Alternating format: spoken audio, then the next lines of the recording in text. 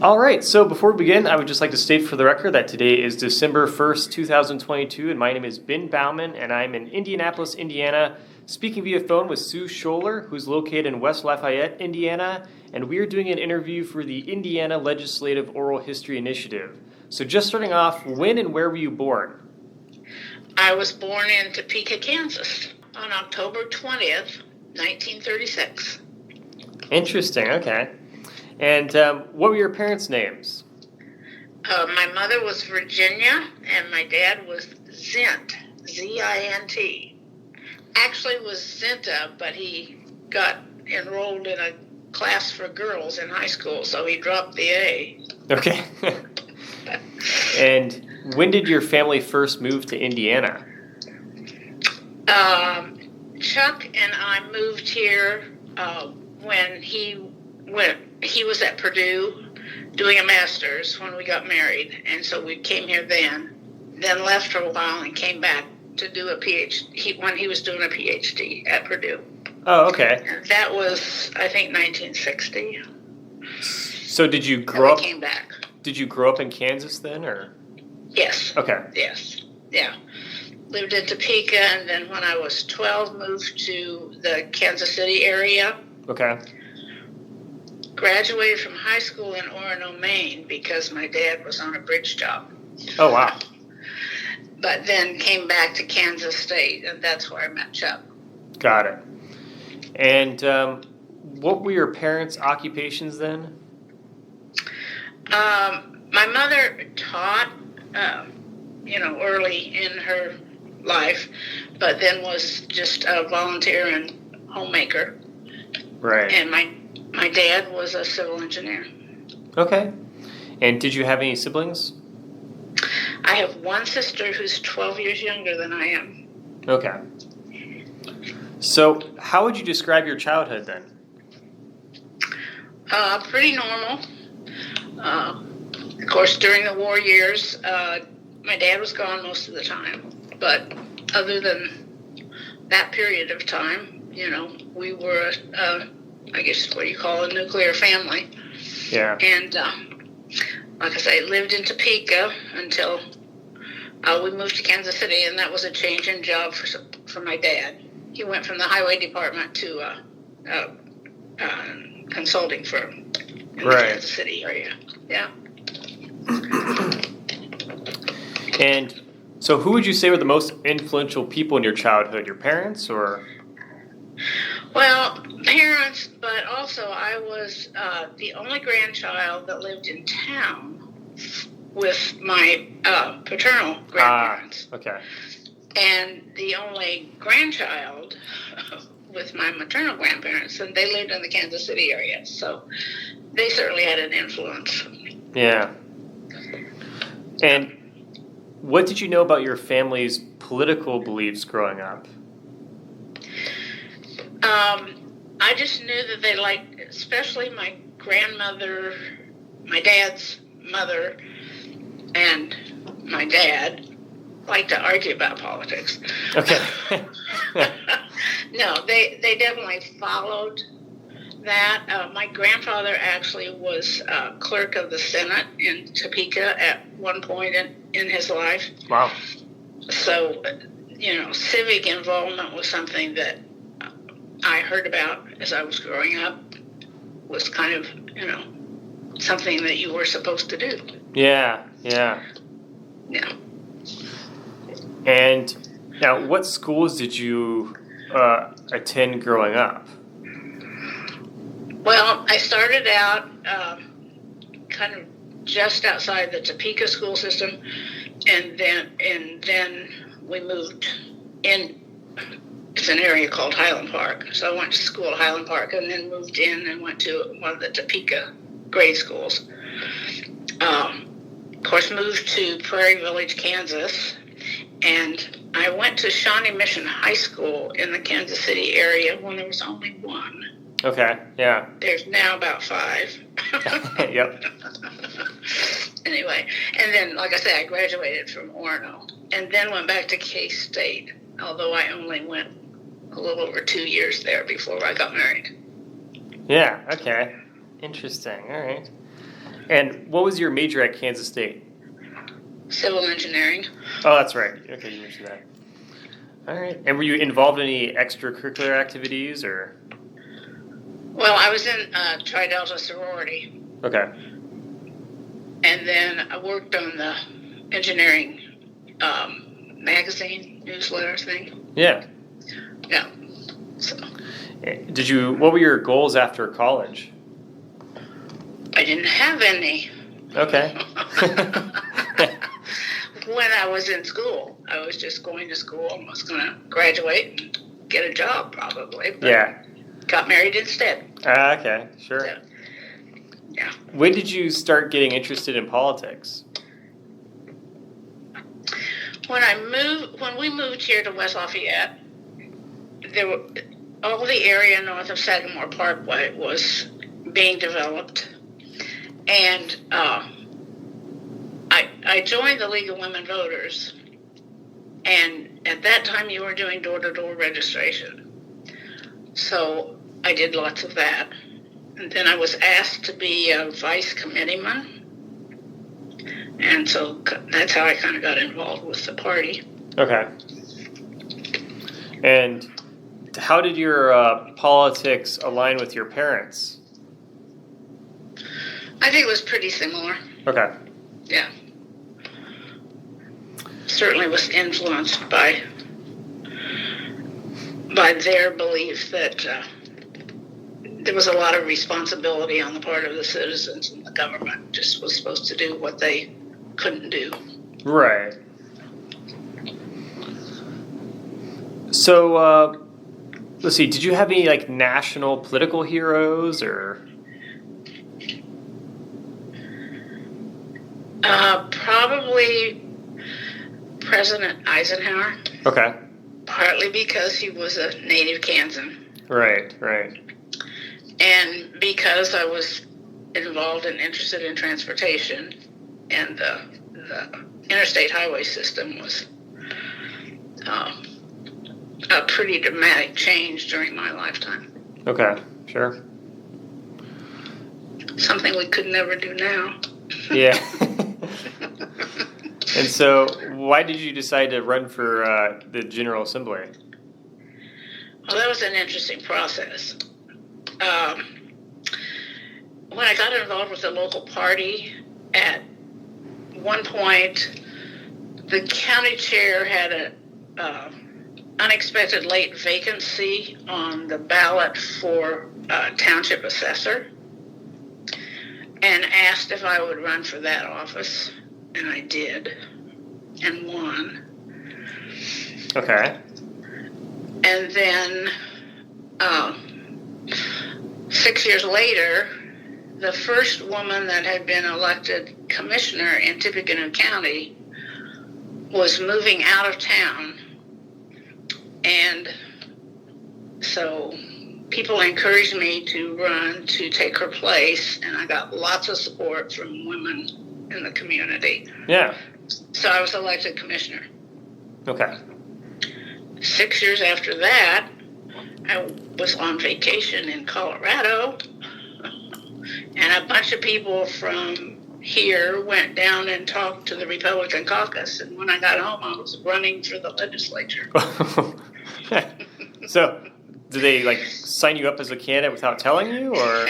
No. Okay. But they basically Yeah, okay.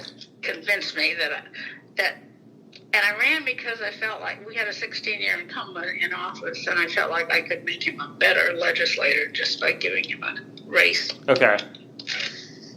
But I won. Were you happy about that, or disappointed? I was just, no, it was fine. I was surprised. Okay. I was just Yeah. surprised. Yeah. Yeah. Yeah. Okay. No, it's a great privilege. I wish everybody could have a chance to serve in Sure. elected office. And did you have, like, a campaign strategy then when you were running? Well, it was just to better represent the community. Yeah. And I can't even remember what the slogan was.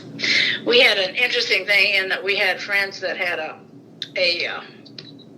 van that had looked like the back of a train Mm-hmm. on the back to carry their bicycles.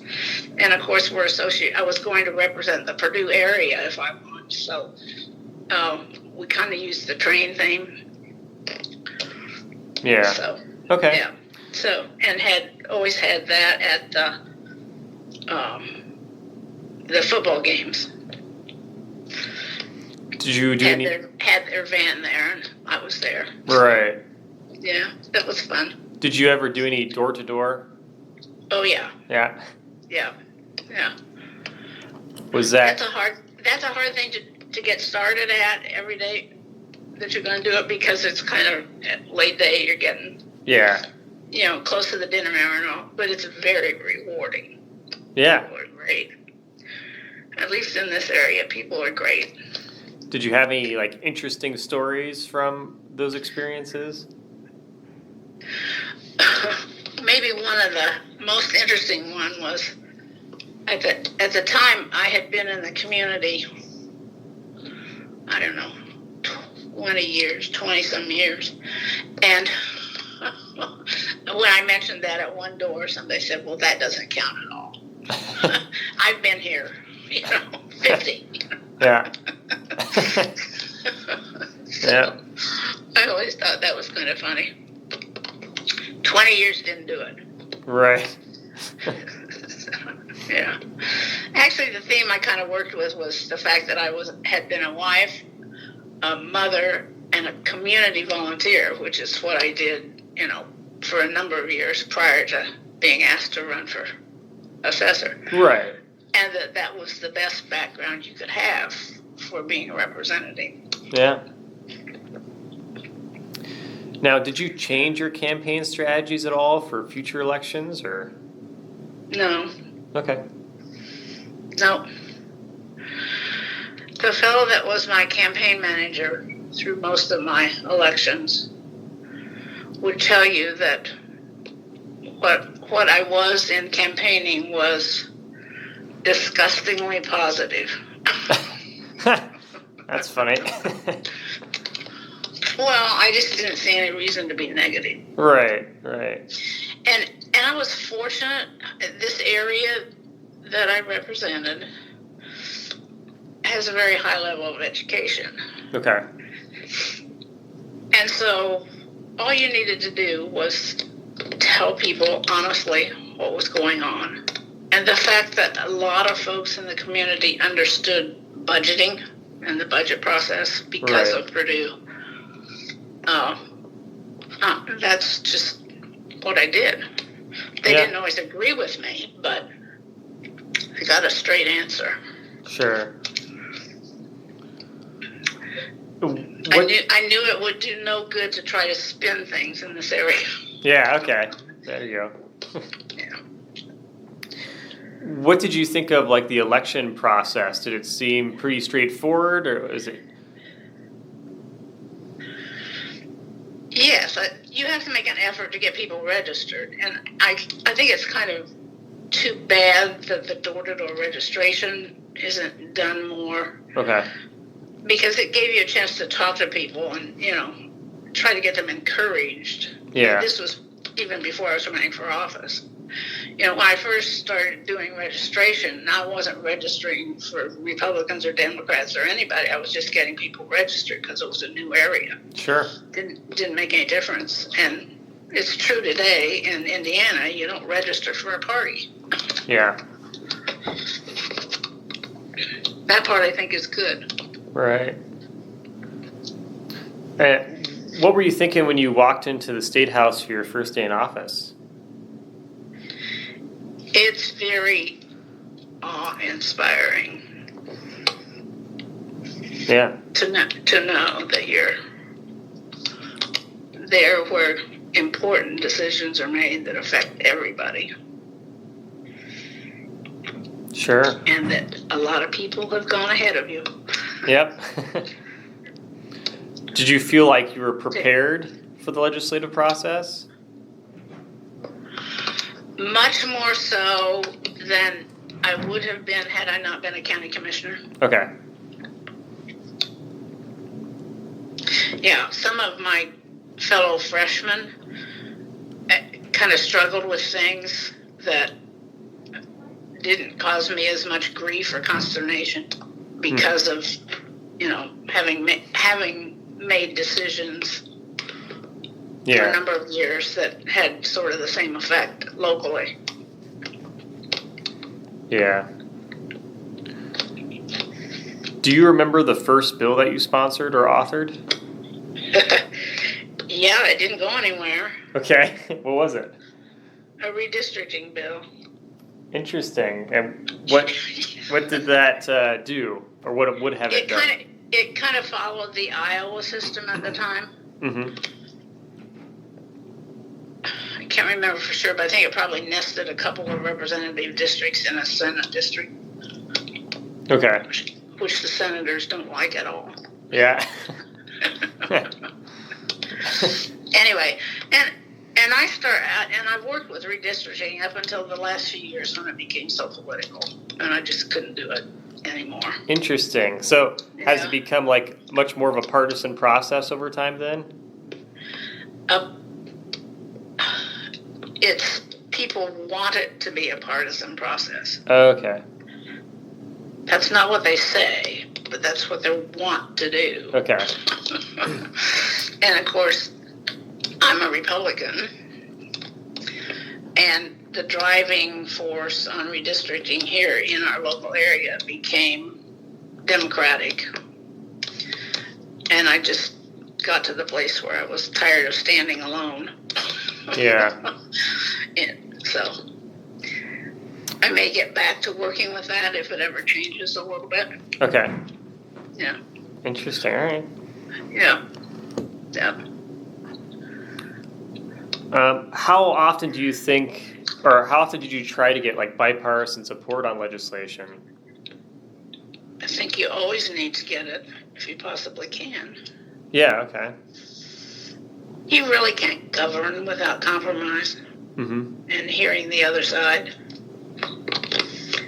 We've kind of lost that concept. Yeah. Now it's just kind of force it your way, I guess, or. Yeah. Oh, yeah. Honestly, supermajorities are terrible. Okay. Yeah. So. I mean, they just are. Yeah. If you have the whole time I was there, we were in the 50s, one way or the other, in the majority, Mm-hmm. and then you have to get everybody together. They have to come to a consensus, Right. or you can't pass legislation. True. Yeah. Yeah. So you can't have factions wanting to do something that most people don't want to do and get any traction. Right. So, why do you think there is a supermajority then after you left? Why do you think that happened? I don't know how much of it could have been influenced by maps, Okay. but I do know that they have tried to make the maps simpler, not look so crazy. Mm-hmm. And in doing so, because Indiana has been predominantly a Republican state, you got Republican people coming into office everywhere. Okay. Yeah. Interesting. I'm not sure that you can get, and until, the demographics completely change, I'm not sure you could get Democrat majorities Mm-hmm. without doing some gerrymandering, Okay. to give them an opportunity to Right. get enough of their voters within a district. Yeah. Yeah. What would you say was the atmosphere like between Democrats and Republicans when you served? Well, we have a retired legislators group, and we had gotten together in the last few months. And as I was getting out of my car in the parking lot, Chet Dobus was getting out of his car, and he said, "Sue, we used to argue, but we went to dinner at the end." Yeah. That's funny. Yeah, there was a lot more camaraderie, and I'm not sure how much of that is left. Okay. Because that does not ever get reported. Yeah. The figures are, way up above 90% of legislation is bipartisan. Right. The only thing the public hears about are the controversial issues that are being dealt with. Yeah. True. So I'm sure there's still some really good friendships across the aisle and people that work together. Okay. So do you think then that politics has changed much from when you served, or do you think it's mostly just overblown? I think politics has changed, but I still say it is a reflection of society. Okay. It's become so divided, you either win or you lose. And like I say, you can't govern without compromise. Right. It's not possible. Yeah. Okay. What would you say were the differences between the House and Senate when you served?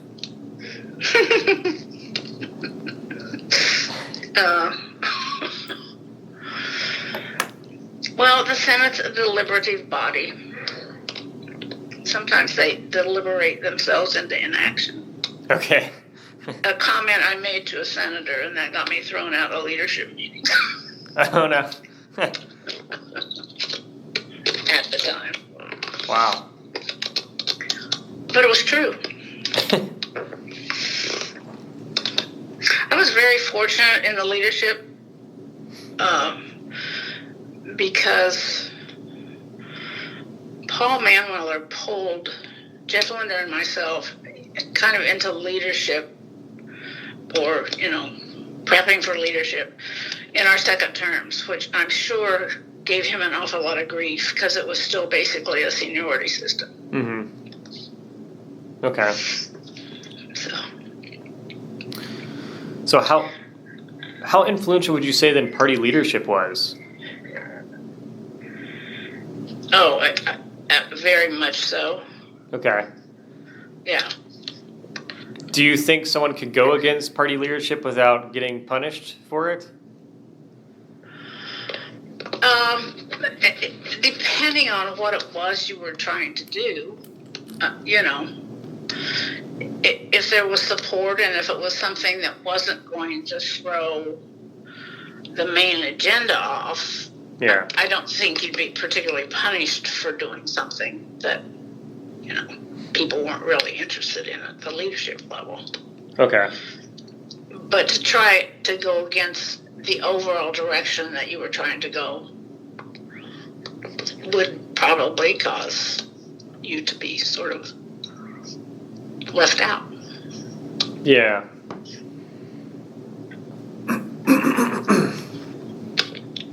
How would you say your legislative service affected your family life?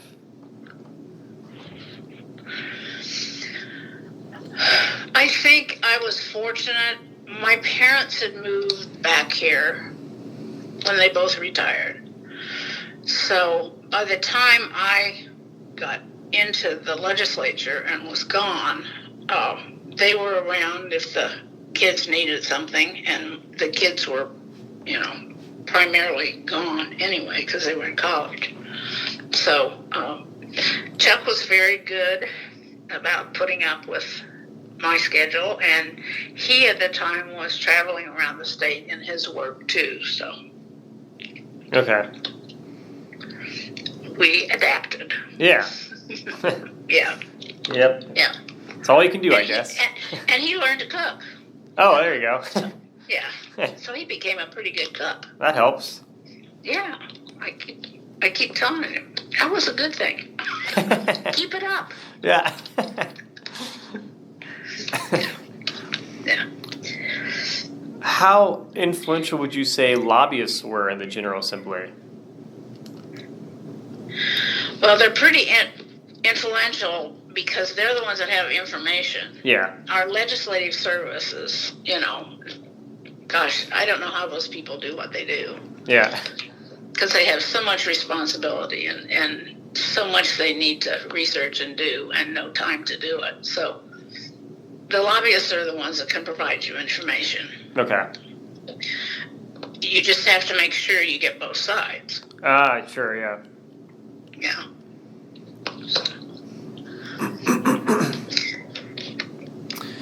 Do you think... go ahead. I was going to say, and by and large, we have, at least when I was in the legislature, and I don't know that it's changed at all, we had really good lobbyists. They didn't try to pull stuff over on you. Okay.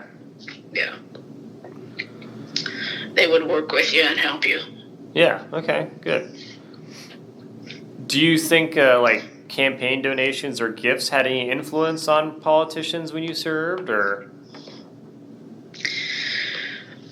Oh, I'm sure.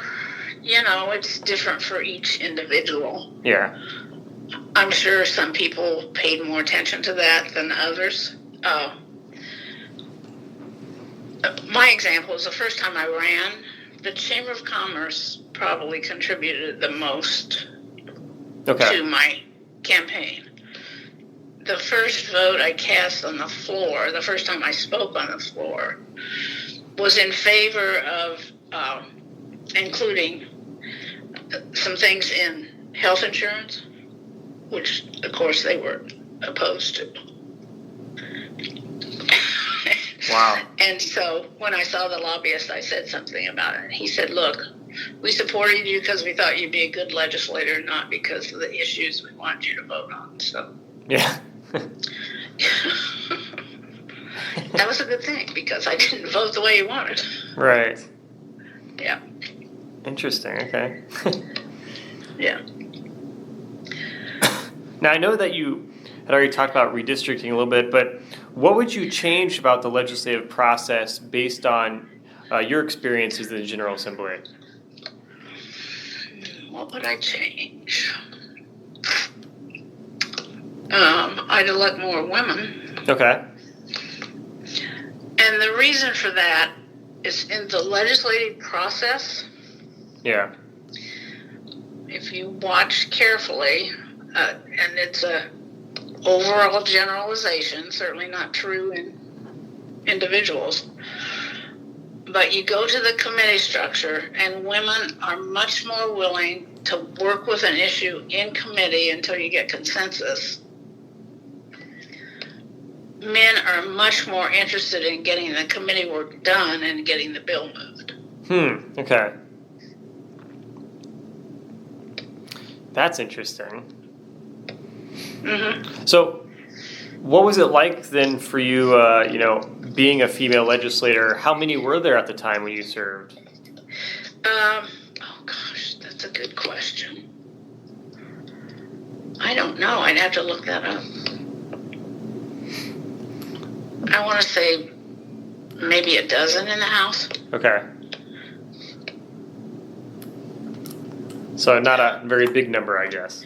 No. And some research has shown that you need 30% before it begins to make a difference in the operation of the chamber. Okay. Yeah. So how did you sort of navigate that? Because I guess it must have been kind of a strange environment then, where if it's just so, dominant in terms of, okay, they're all male legislators basically. Well, my dad only had daughters. Okay. I was close to my dad. Okay. I think that was part of it. I grew up being told not to throw like a girl. Okay. And then I enrolled in civil engineering at Kansas State. I was the only female in civil engineering. Yeah. I was a county commissioner when there were probably less than half a dozen across the state. Yeah. And I guess part of it is I just never thought it made a difference. Yeah. Okay. And that was really brought home to me because when I was pulled into leadership, one of the other women legislators said, well, it won't make any difference because they won't tell you about the meetings. And I said, well, if I just show up, there isn't much they can do about it. Yeah, true. And her comment was, oh, my mother taught me not to do things like that. Okay. You know. Yeah. And I think I had just learned that you just show up and assume that you're an equal partner, and a lot of times you are. Yeah. So that's interesting then. I mean, why do you think there were not as many female legislators? Do you think women were less interested in running, or? Well, by and large, women did not have the same encouragement to do things like that. Yeah. For one thing, at the time I started out, women were not in career paths to a great extent, like most young men were. Mm-hmm. And along with that, a lot of the men, particularly in some professions, would be encouraged to get involved and to do something like run for an office. Right. So we realized there was not a pipeline. That's part of the reason the Lugar series was created. Okay. The other thing is, it's hard for women to go out and ask for money. Yeah. Okay. That's not our nature. Yeah. Interesting. All right. Well, let's see, shifting gears a little bit, what would you say were the most controversial legislative issues during your service?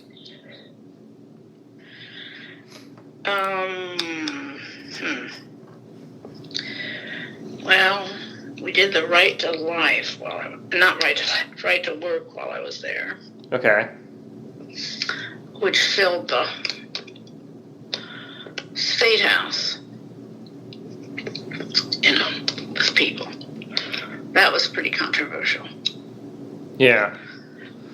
Yeah, so describe what the situation was at the time and what made it so controversial.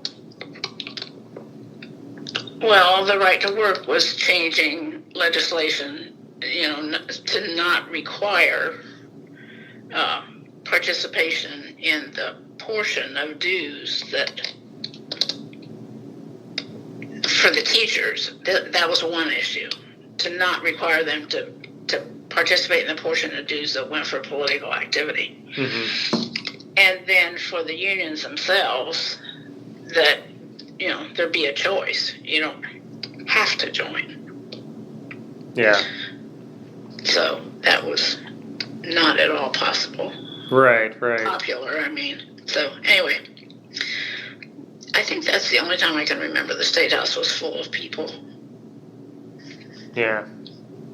Interesting. Okay. Just angry people, I should say. Yeah. Yeah.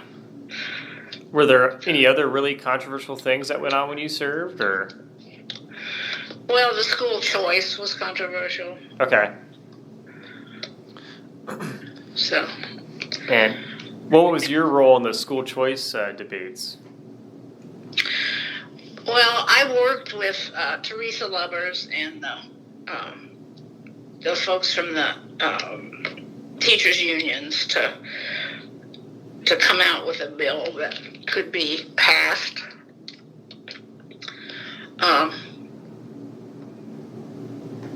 Okay. Because I'm a supporter of public schools, so I didn't want the school choice to be non-public. Okay. So that's how we came to having sponsors and making them public. So. Okay, sure. Yeah, that just took a lot of sessions. Yeah.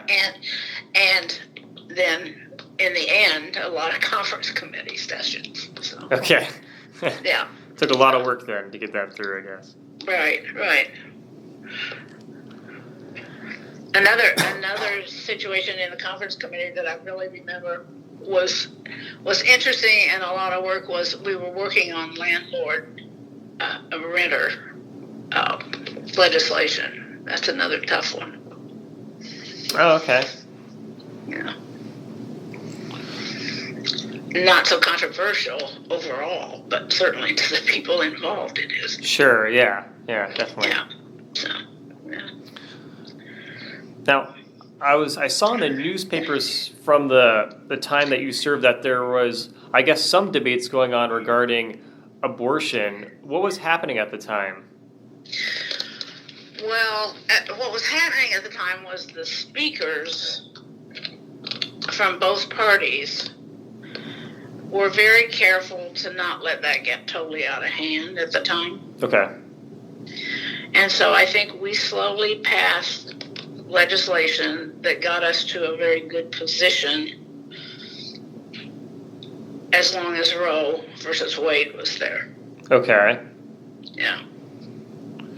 So how different was that debate then compared to the debate that goes on today? Well, there was no opportunity to do a total ban. Okay. Yeah. As long as Roe versus Wade was there. Yeah. And so, and I have some kind of strong feelings about that. I'm definitely pro-life. Mm-hmm. But I'm also convinced that basically that does not belong in the legislative arena. It should be something that's a medical decision between a woman and her doctor. Okay. Sure. So, and if you do a total ban, then you put, so many people in jeopardy. Doctors, hospitals, to say nothing of the women that need care. Yeah. For perfectly reasonable medical reasons. Mm-hmm. Yeah. Do you think that there are people that would have reacted kind of the same as people are reacting today at the time when you served if Roe v. Wade was overturned? Or Absolutely. Okay, so it would have been the same type of big debate. Yeah, the debate has always been there. Okay.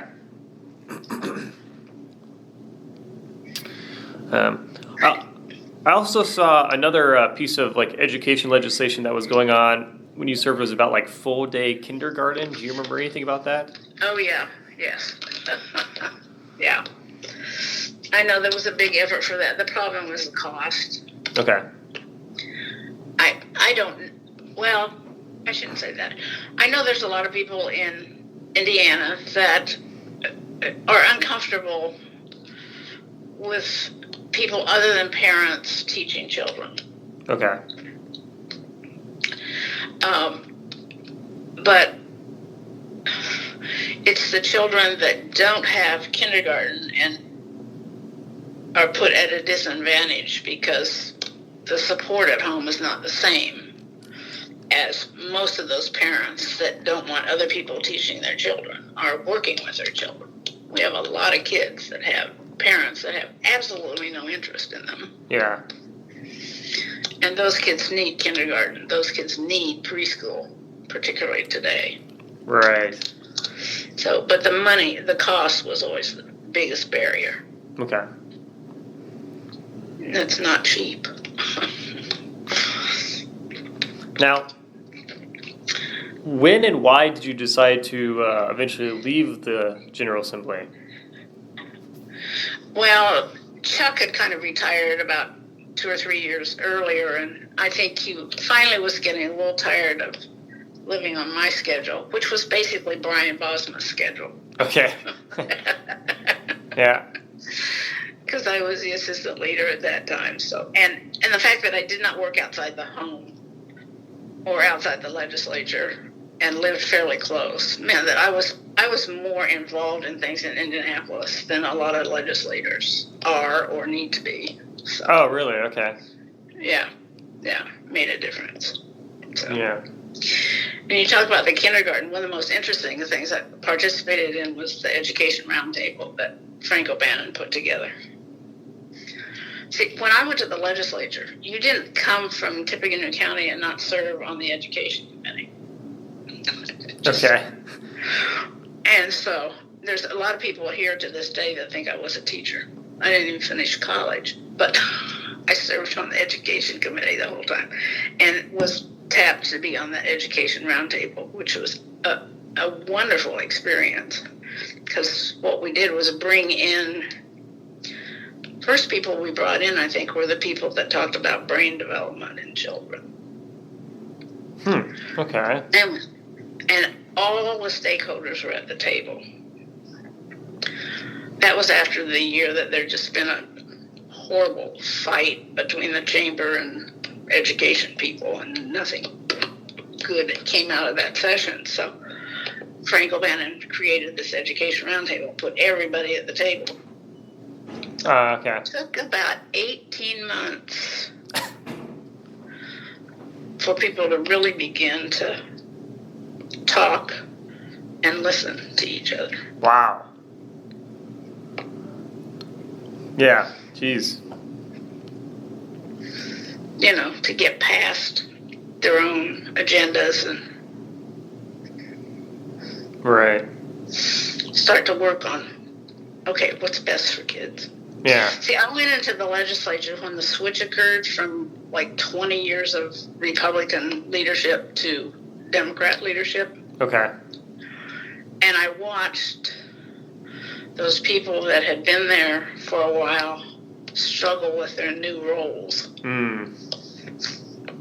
Because it's different to govern than it is to be the other voice. Yeah, that's true. Yeah. Yeah. Yeah. Yeah. Definitely an adjustment.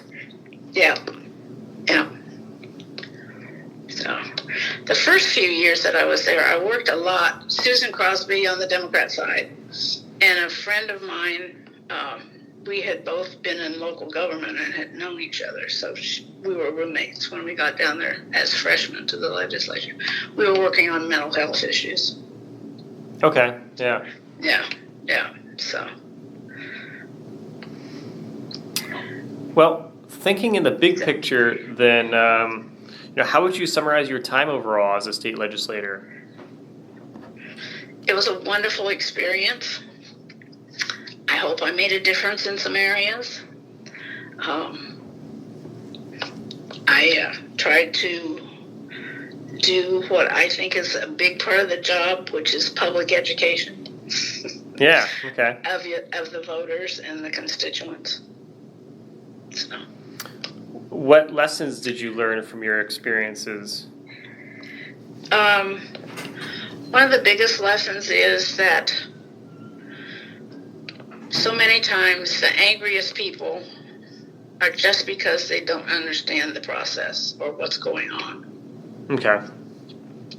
Because it's very difficult in today's world to figure out how government works. Yeah. On many levels. Yeah, true. Yeah. And that most people have good intentions and work really hard to try to do what's right. Yeah. And you don't read that in the newspaper.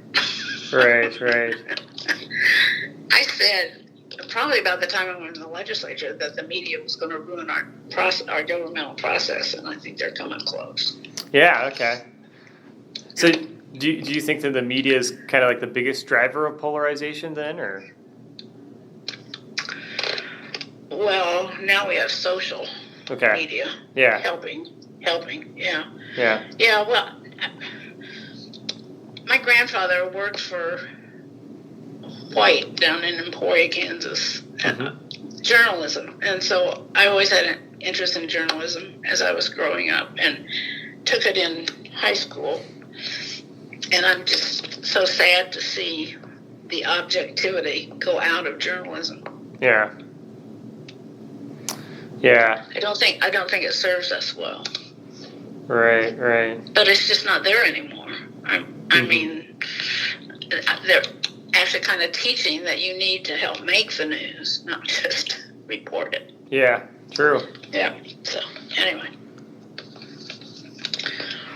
Did you? No, I just think it's such a privilege to get to serve in elected office.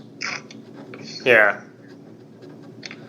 Yeah, definitely. And you learn, and I tell people, you learn about things that you would never ever have any reason to know about. Right. If you weren't in the legislature. Mm-hmm. So it's a real education process. Now, did you see sort of the change in the role of the media and political polarization over the course of your career when you served? Did you feel like that was starting to have an impact already in creating more polarization, or? Well, I could see it beginning to have an impact in the fact that it was the media that was choosing what to report. Okay.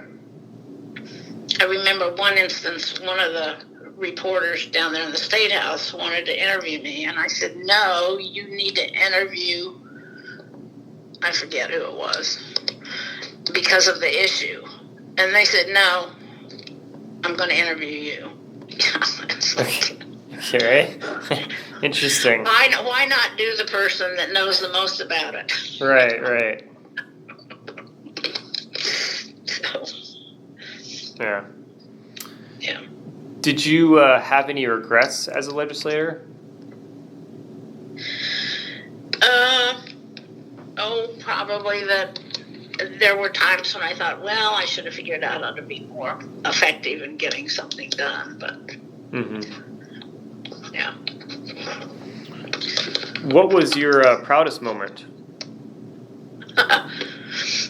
It was a funny little thing.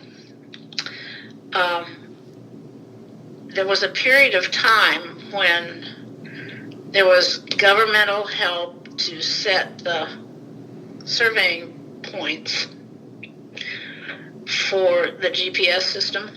Okay. And the county surveyors in the state of Indiana had funding that they could use to get it done. But you had to have somebody designated at the state level as to head it up. Yeah. And we didn't have it in Indiana. Okay. So I was able to get an amendment on a bill that designated a fellow here at Purdue that had the knowledge that we needed. Mm-hmm. And it was kind of at the last minute. The window was closing. Yeah. And I just knew we needed to be part of it. And certainly in today's world, that was a pretty big deal at the time. Sure. Yeah. But a funny little thing. Yeah. So, my friend and roommate and I decided after we'd been down there for a very short period of time that coming from local government, we were down there just to kill legislation that made it difficult for local entities to function. Okay, yeah. That's funny. So, yeah. So. Well, what advice would you give to future legislators or even current legislators?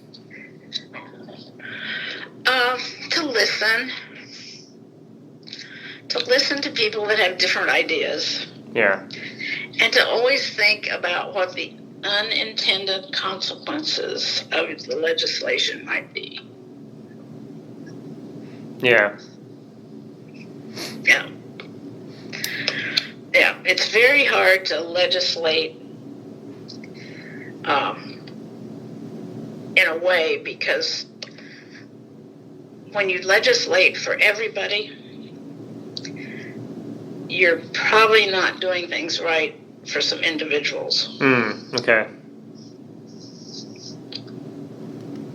Sure. So you have to keep that in mind. Yeah, that makes sense. Yeah. So. What, in your opinion, is the most important work of the Indiana General Assembly? Well, they have a tremendous responsibility in funding so much of what goes on in everybody's daily life, really. Yeah. The agencies and the schools and highways and things. So the budget is their number one and in some ways their only responsibility. Okay. But in today's world, there are just so many issues that people are turning to the government to try to solve. Yeah. Yeah. That it's setting priorities has to be a really big job for them at this point. Now, what would you say the public does not know about the Indiana General Assembly and how it works? Probably the biggest thing is they don't know how hard legislators work in committees and what a hectic schedule it is for them. Yeah. During the session. Makes sense. Yeah. And the fact that, I know it gets published, certainly by some of the individual legislators, but I don't think they realize how much of it really is bipartisan. Mm-hmm. And that there are people working together, and that it isn't just constant arguments down there all the time. Right. Yeah. People that go, I would encourage people to go down and, sit in on a committee meeting and listen to how they work through that process. Sure. Yeah. And that's most of it. Probably for the public, it's just that they don't have time to really know how it works. Yeah.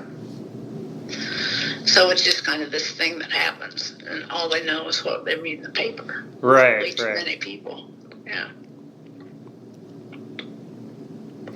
Well, how do you think the state of Indiana has changed over the course of your time in the state? Oh, it's really gone from basically an agricultural and manufacturing into much more high tech. Mm-hmm. And jobs that and part of that is the push has always been, you get more education. Well, now you need education for things that still involve the physical labor, Yeah. I remember we were talking just when we were working to try to get algebra in the curriculum earlier for some of the kids. And I was so surprised when it was one of the construction people that said, yeah, we need people that have taken calculus, Okay. Because I took calculus. I thought, oh, please don't do that. Anyway, so that's been the biggest change. Because it used to be, you could go to work in the factory and make a decent living. And there was plenty of those jobs available. Sure. When I went to the legislature, there were, I used to know the statistics, something like 49 of the counties, of our 92 counties, had less than 10% of the adult population with advanced degree, college degree. Okay. And there were only about 5 counties that met the national average. Wow. And one of the saddest things was then when, like the steel mills and the car manufacturers and those entities started computerizing and utilizing technology. We had people that didn't know how to read, that had been working and having, a fine livelihood. Right, yeah. That were suddenly thrown into a totally different situation. So, yeah. I think that's the biggest change. Yeah, that makes sense. It seems hard for people to adapt with the world. Yes, yeah. Yeah, and particularly in Indiana, like I say, because it used to be you had the agriculture and the manufacturing, and more than half the population had perfectly good life and adequate resources in those areas, and that's no longer true for that large a portion of the population. Right. Yeah. So. Well, do you think the people of Indiana have changed at all? Probably not. Okay. Well, I think the younger people certainly, looking at my own grad kids, they've been exposed to so much more. Okay. And had to learn about so much more that, they've changed. Right. And they don't do things the way they used to be done. So you have a real mix. And I think they have some different goals. It's interesting. When I was in the legislature, I saw the effects of not having good civics in the schools. Okay, sure. When teachers started writing to me about federal issues.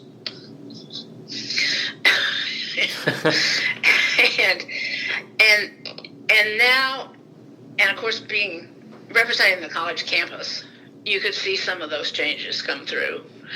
And now I think the young people are much more interested, actually, in how government's working and how it should work, and learning more about the process itself.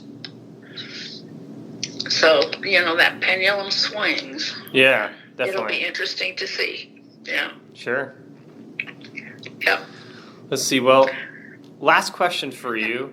What do you want the people of Indiana to know about their influence on the General Assembly? They can have a great deal of influence if they just tell their own story, and it comes from the heart, and it's not a form letter that some group has given you to write. Because legislators do pay attention to what their constituents have to tell them, if it's not, like I say, a form letter that they're getting from everybody. Right, yeah. It's still an individual communication can have a lot of influence. Yeah. Well, is there anything that I didn't ask about that you wanted to mention about your experience in the General Assembly? Oh, gosh, Ben, I don't know. Fair enough. That's been a long time ago now. Yeah. A few years, I guess. I enjoyed it. I enjoyed the people. That was probably the best thing. You met so many people and, developed friendships and then that makes a difference. Right. Yeah. If you're relating to your peers as individuals and as friends and colleagues. And there were a lot of them down there. Yep. Yep, so. Well, it's a very special opportunity and privilege to get to do it. Yeah, definitely. I'm just thankful I had that opportunity. Thanks, people of the community, for letting me do it. Sure. Yeah. Well, thank you so much for taking part in the project.